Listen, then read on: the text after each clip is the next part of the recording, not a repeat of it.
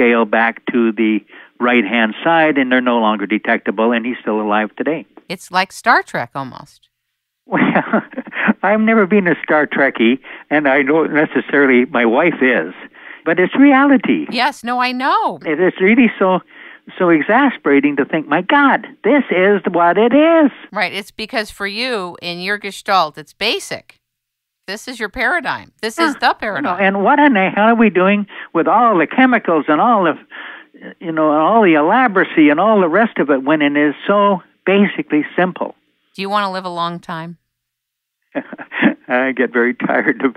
I'm 74 years old, and I've had some major heart problems that led me into understanding this, and perhaps that was what brought me to where I'm at, because this has happened before in people. I don't know how many people out there may recognize the name Sai Baba. I do. Sai Baba apparently was about 16 years of age when he had call it a near-death experience, but certainly he was very ill, as it's described. And as he came out of that, he evolved into what he does today. And it may very well have been my heart attack that I had, and I was some 40 or 50 miles from a hospital, and was by myself, and I was having to drive myself there, and I couldn't stay conscious. In a heart attack, you are incredibly nauseated. Your pounding energy is pounding down your left arm, and you're hurting, and you can't stay conscious. And here I am trying to drive that last 50 miles, which took me about 6 hours. Oh, my as God. It turned out. And I would be going down the road, and all at once I'd come to, and I'd have cars passing me on the wrong side, and I would be on the wrong side of the road. And, I was so near death, and yet I had to keep fighting on. And when I finally got to the little community I was approaching, which was 50 miles down the road initially, I basically checked into the hospital and said, I may be having a heart attack. And, of course, they were on me like flies. And sure enough, I was in a full-blown heart attack. And I suffered some minor heart damage because of it. And, of course, they basically saved me, and I went on to have a stent placed in my artery to get the blood flow better, and then I ultimately, several years later, had 3 more put in. I'm going to faint. And then some months, a year later, 6 years later, I ended up having a quadruple bypass. And so I've suffered with angina and heart blood flow since I was 12 years old. I had no way of recognizing it until I was 60.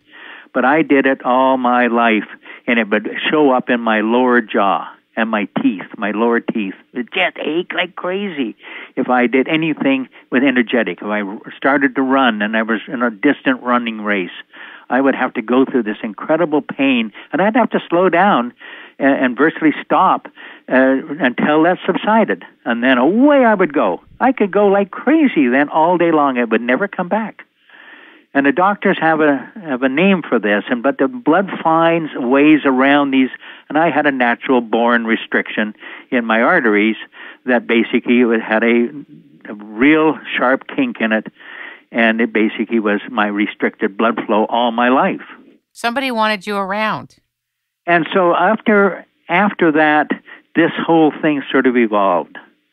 And so there's something to be said, perhaps, as those type of experiences in life and your survival, that doors start to open. I mean, I'm not a religious person. I may be entirely very, very spiritual, but I'm not a religious person at all, and I'm not necessarily that fond of religion. I think it's far too controlling and far too restricting, but, everybody's entitled to their own, and I'm not condemning it.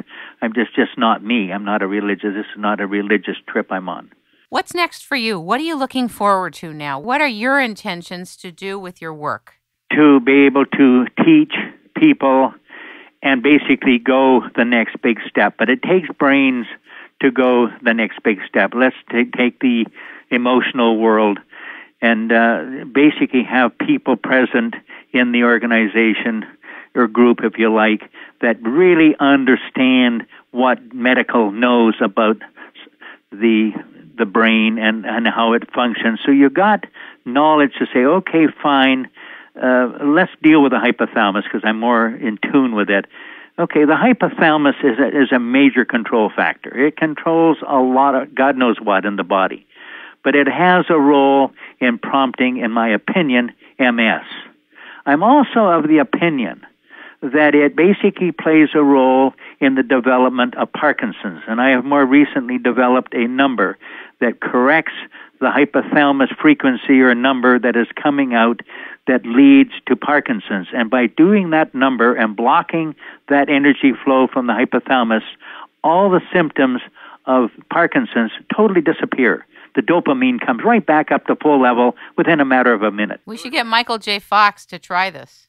Yeah, and this is a type of thing that my dream is, that you have enough credibility that you can pull people in that have basically been diagnosed, and you apply these principles. Now, the number you're going to get is no damn different than the number that you have and I have, but they don't have.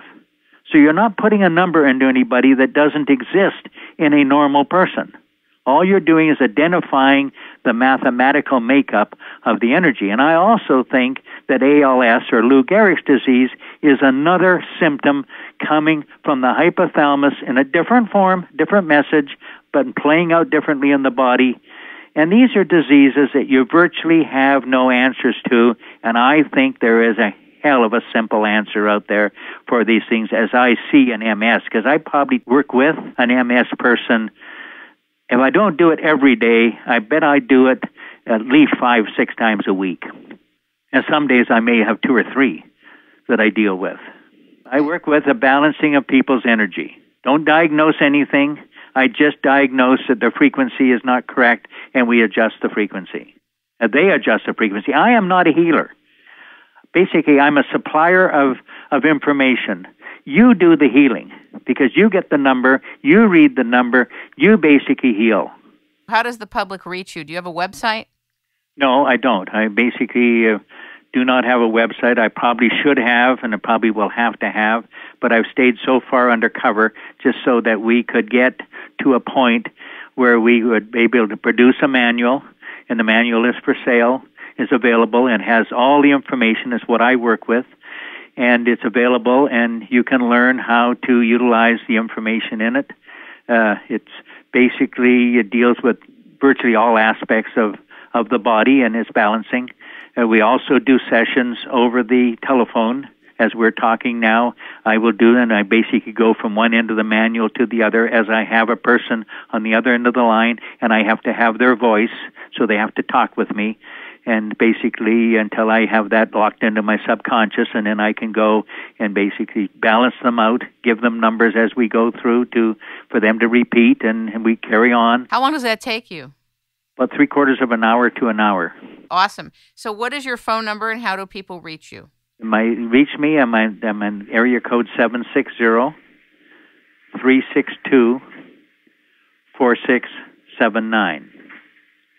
I'm incredibly busy, as you can imagine. We've just occupied about an hour and a half of telephone time, and so nobody has been able to phone me in the last hour and a half, and consequently, they must put their name onto the answering machine, and then we'll get back to them when I'm basically available.